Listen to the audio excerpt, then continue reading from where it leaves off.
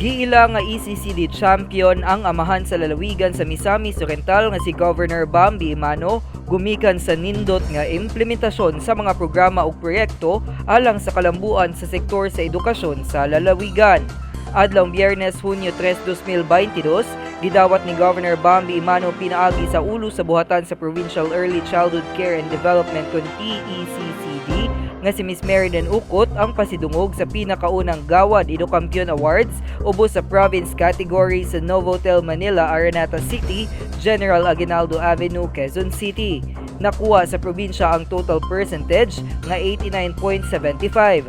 Rason nga usa kini sa 5 ka probinsya sa tibuok nasud nga napasidunggan ubos sa maong kategorya.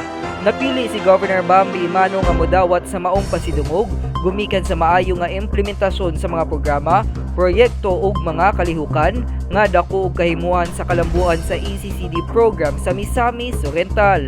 Ingon man ang pagsuporta niini sa DepEd Basic Education Learning Continuity Plan ug ang capacity building ug professional development sa mga component personnel ug component barangays alang sa mas epektibo nga paghatod og serbisyo sa katawhan. Hugtanon ang pagsuporta ug paningkamot ni Governor Bambi Imano sa implementasyon sa mga programa ug proyekto hilabi na sa ECCD aron makita ug mabati sa kabatan-unan nga prioridad ang ilang kalambuan ning kasamtangang namunuan. Kauban si Benboy Bagin sa kamera, ako si Lambo Raymart Simanya alang sa Miss or Balita.